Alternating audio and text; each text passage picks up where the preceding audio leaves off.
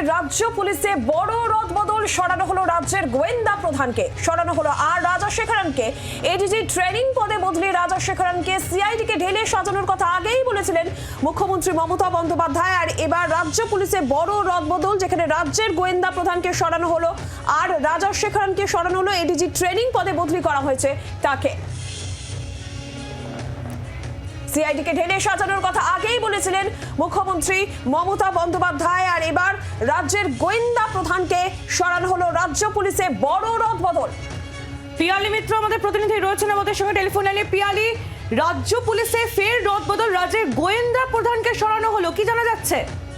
একেবারে দেখো, অত্যন্ত গুরুত্বপূর্ণ রদবদল। এই 4 জন সিনিয়র আইপিএস এর যে পোস্ট, সেখানে রদবদল করা হয়েছে এবং সব থেকে তার মধ্যে গুরুত্বপূর্ণ হচ্ছে একদম 4 নম্বরে যার নাম রয়েছে এই নির্দেশ তালিকায়, সেটা হচ্ছে ডক্টর আর রাজাশেখরন, যিনি এডিজি সিআইডি পদে ছিলেন। প্রায় 2 বছরেরও বেশি সময় ধরে তিনি সেই দায়িত্বে ছিলেন এবং কিছুদিন আগেই আমরা দেখেছিলাম মুখ্যমন্ত্রী মমতা বন্দ্যোপাধ্যায় তিনি ইঙ্গিত দিয়েছিলেন যে সিআইডিকেও তিনি ঢেলে সাজাতে চান এবং তারপরেই কিন্তু এই গুরুত্বপূর্ণ রদবদল।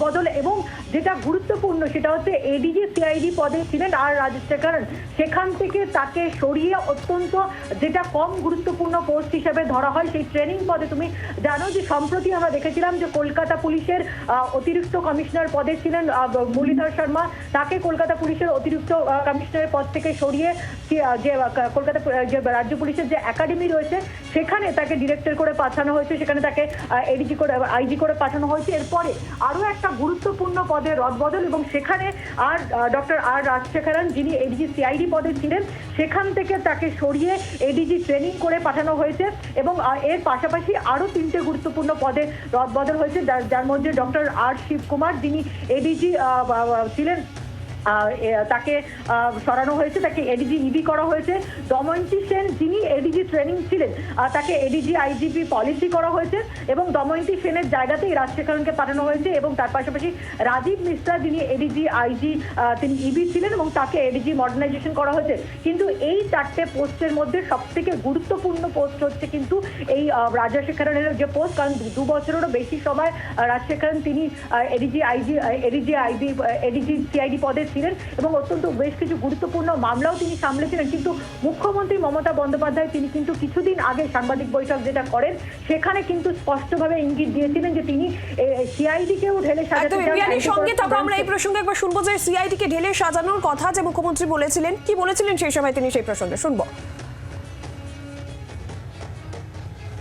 আর কিছু লোক বিজনেস করতে গিয়ে কমার্শিয়ালি স্টেটকে এক্সপ্লয়েট করবে, এটা যারা চাষি তারা করে না, এটা কিছু মিডল ম্যান আছে তারা।